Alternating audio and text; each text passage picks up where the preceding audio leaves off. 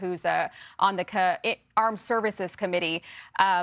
Senator, we were going to have you on to talk about something completely different, and now we are caught in the middle of this breaking news, praying for 2 National Guard members, and we don't know how badly they've been injured. They've been shot here in D.C., just about a mile away from the White House. It's an incredible moment, an incredible scene, because this is supposed to be one of the safest places in the district. There are supposed to be so many officers all across this area. This is just a little bit north of Lafayette Square. I know you've been there quite a few times.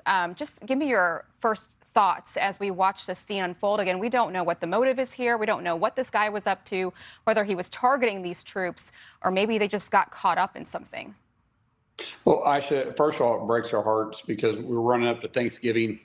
We know these men and women, they're willing to protect 100% of our freedom by sacrificing their own life. But you never want to see this happen on our own streets right here and our nation, much less in the nation's capital, literally within eyeshot of the White House. Some of the pictures that are circulating online, I haven't been able to verify if they're true or not. But, you know, they're very disturbing. They look like they're pretty serious injuries. I agree with Chris. It's too hard to know right now if they were actually targeted or not. They may have been intervening. I know that anyone walking around in the uniform and they would see someone in distress, they would be running towards the threat, because that's what our men and women do in uniform. They run towards the threat. And right now, I believe that Secretary Kristi Noem said it best. We need to be praying for them. We also need to be praying for their families as well. Mm-hmm. I'm sure they're not quite informed yet. And so every family member that has their loved ones deployed in our nation's capital right now with the National Guard, I know they're glued to your TV and they are concerned. They're probably calling their loved ones, want to know if they were the ones that were targeted or if they were the ones that was part of this incident. And all we can do is stand by and wait for answers. I will say, though, Aisha, it's telling. If Secretary Kristi Noem, who I was visiting with last night, and I know she's with her family for Thanksgiving as well, if she put out the statement that said we need to be praying for them, that'll probably tell you the seriousness of the injuries. Wow. Okay. That's a good point. I know that imagine that members of the White House, the staff that are working there, are feeling like this is way too close for comfort.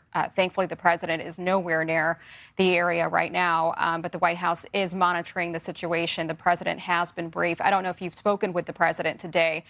We're waiting to see if he says anything on Truth Social or through his comms department, but what would the president be thinking about the situation right now, and how do we keep the people who are here to protect us, how do we protect them? Well, I haven't spoken to the president today. I don't know if I will or not, but I know the president, he always says we need to stop the killing. He's been laser focused on bringing down the crime in all the major cities. He just like he is with the wars around the nation, he wants to stop the killing. He wants to bring law and order back to the streets. And it's you don't want to say this, but it does go without saying to some degree that this is the type of crime that was taking place in Washington, D.C. before President Trump deployed the National Guard. He brought peace to some degree into the streets of Washington, D.C. Aisha, you've walked around those streets. You saw what it was like way before the National Guard was deployed. It was disturbing to be able to walk or even drive down the streets in some locations in Washington, D.C. That has completely changed. You've seen families back on the streets. You've seen strollers that are being pushed by mothers. You're seeing people transport their kids with bicycles again, with car seats on them, literally. You're seeing people be able to go about their normal day. That's because of President Trump. So I know he's paying attention to this.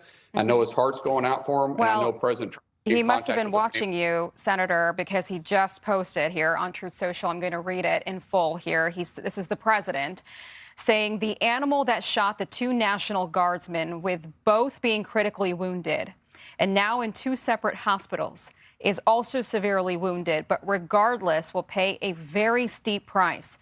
God bless our great National Guard and all of our military and law enforcement.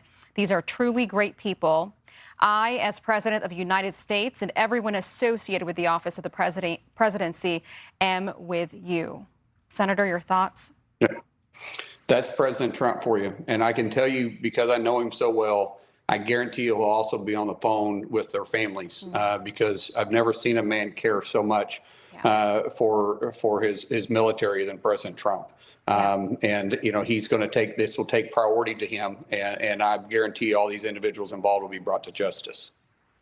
Okay, Senator, thank you for joining us and giving us your insight on this. We appreciate it. Happy Thanksgiving. Let's go back to Washington correspondent Mark Meredith.